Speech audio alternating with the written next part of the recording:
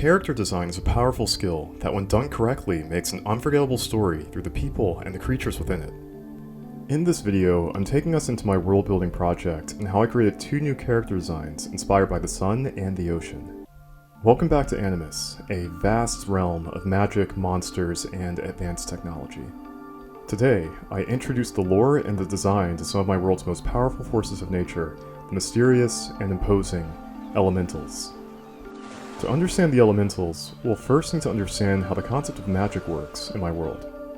Animus is governed by laws of nature, with magic being one of them. Magic operates both physically and metaphysically, but for this video I'm just going to focus on the physical behavior of magic. To start with, magic is broken into several energy classifications. Each of them are modeled after elemental groups loosely inspired by the ones in the ancient samurai legend Miyamoto Musashi's Book of 5 Rings. In his book, detailing the philosophy of swordsmanship, those groups include Earth, Wind, Fire, Water, and Void.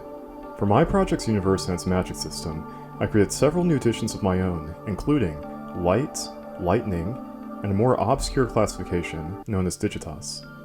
The Book of 5 Rings uses these groupings to represent a specific aspect of learning someone must achieve to become a Blade Master.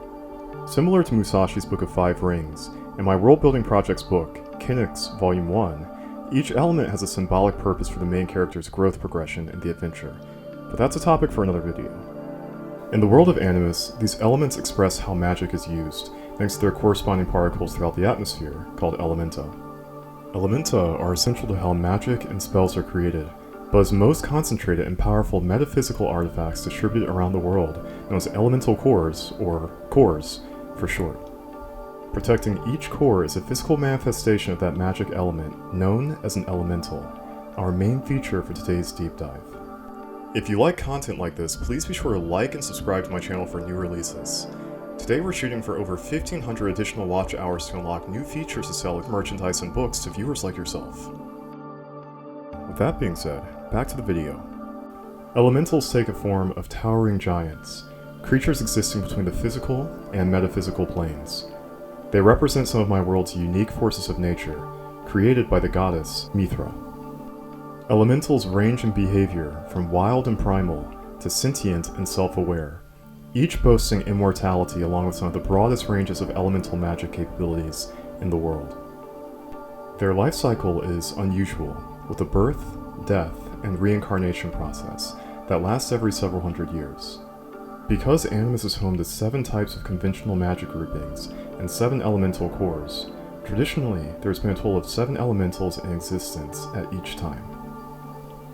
Of the first 3 elementals I designed, these were for the Fire Core, Water Core, and Digitas Core elementals.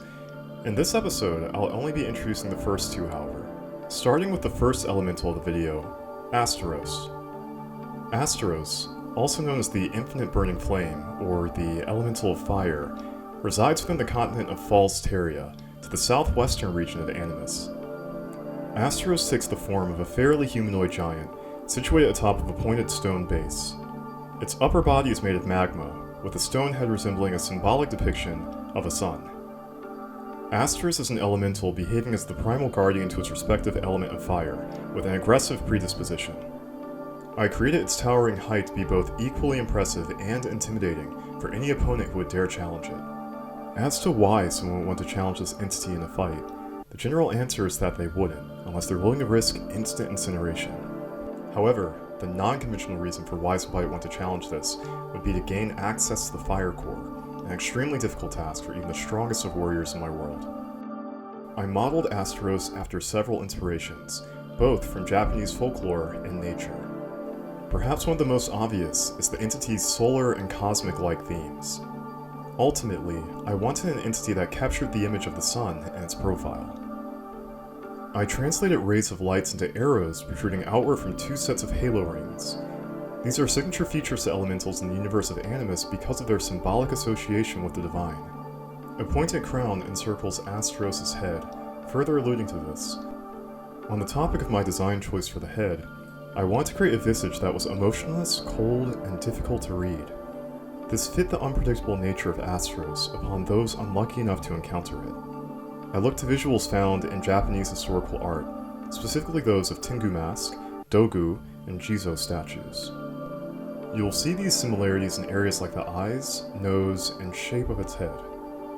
For the lower portion of the body, I took a different design approach, leaning towards something more like a spacecraft, something with themes you might find in volcanic rock formations and The Empire Strikes Back. I steered toward the idea of a slow-moving but highly mobile entity, with callbacks to popular sci-fi references like the spacefaring theater of Star Wars, and others like Evangelion. The goal for my final design is something that's intriguing but foreboding for the viewer, especially on discovery of its overwhelming power. Elementals take on two behavioral forms, as I mentioned earlier. Some elementals, like Asteros, will behave more so out of primal instinct to protect their cores. Others, in unique instances, will behave with more sentience. Of those, exists an elemental to the north of Animus, in a region known as Moenna and Enaquas. For a deep dive into the lore of that realm, its natural history and wildlife, I recommend giving this video a watch featured on the on-screen card or link in the description. There resides the fearsome protector of the water core, known as Leviathan. Leviathan, also called the Deep Sea Mariner, is a special type of elemental known as a chimera. Chimera are elementals that protect their element's core, but possess a symbiotic and spiritual bond with a designated person known as an heir. Heirs of these special types of elementals share duties in protecting their element's core, along with gaining special privileges over the command of their magic. Boasting a height of over 60 feet tall, Leviathan stands slightly smaller than Asteros. Because it harnesses control over water elementa and water magic, its physical form is adopted to navigating watery environments with an aquatic, aerodynamic build. Its armor-plated body is equipped with powerful claws for ripping and tearing, with its most devastating abilities being its ranged attacks.